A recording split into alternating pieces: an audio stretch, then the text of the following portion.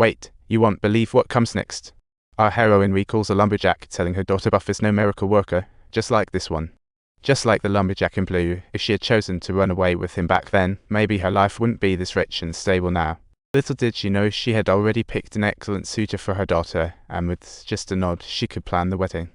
After this chat, Shinna's feelings for Buffy began to get a bit foggy. But Buffy was completely oblivious, still lost in her dreams of a perfect future together. So, on this day, Buffy decided to dress to impress for a grand proposal, hoping to make a great first impression on her future in-laws. As she neared the doorstep of her home, Buffy internally prepared herself and eventually knocked on Shinna's door. She handed over her carefully penned proposal to Shinna's parents full of hope, but then she turned around and saw. The guy was right next to Shinnu, looking way too cozy. In that moment, doubt flooded Buffy's mind. She wished this was just a misunderstanding. But when she caught Shinna's evasive glance, it clicked for Buffy, and suddenly her face was a mix of embarrassment and understanding. Right then, she just wanted to run. But on her way out, she bumped into Shinnu and her fiancé. Even though her heart was in shambles, she plastered on a smile to congratulate them. It was pouring rain outside, and her umbrella was playing hard to get. How typical. Just then, Shinnu appeared with an umbrella, and the twists of fate were only just beginning. Just as Buffy was ready to pedal away fast, the bike chain decided to throw a tantrum. It felt like the universe was laughing at their love, leaving no room for recovery. As she left, she spotted Shinna's tear-filled eyes, realizing she was the one being left behind.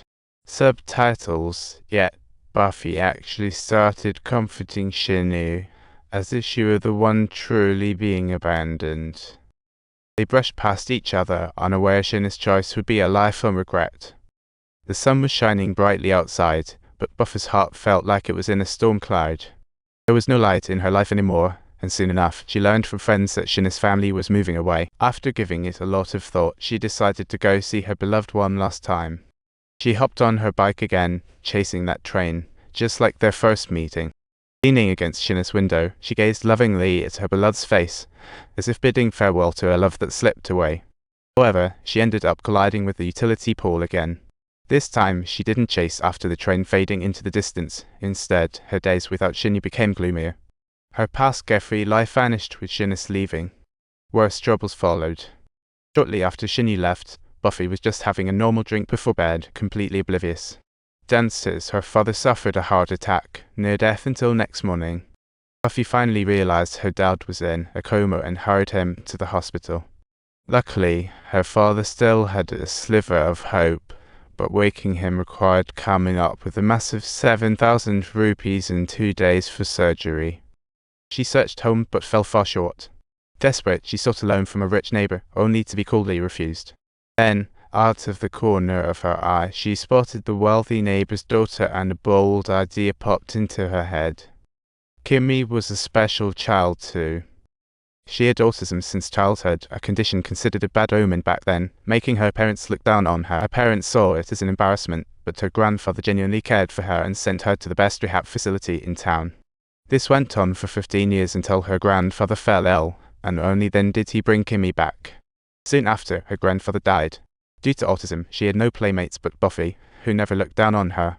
The only way they connected was by throwing shoes up to each other. It became a unique code between them, and even after many years, Kimmy still remembered this cute game. In her heart, apart from her grandfather and director, Buffy was her most trusted person worldwide. That night, Kimmy snuck into Kimmy's house, planning to kidnap her for ransom, but she was too late. The room was empty, and just then, the police arrived in response to the report. Buffy was mistaken for a kidnapper, but thankfully, she managed to escape. But her father's situation was urgent.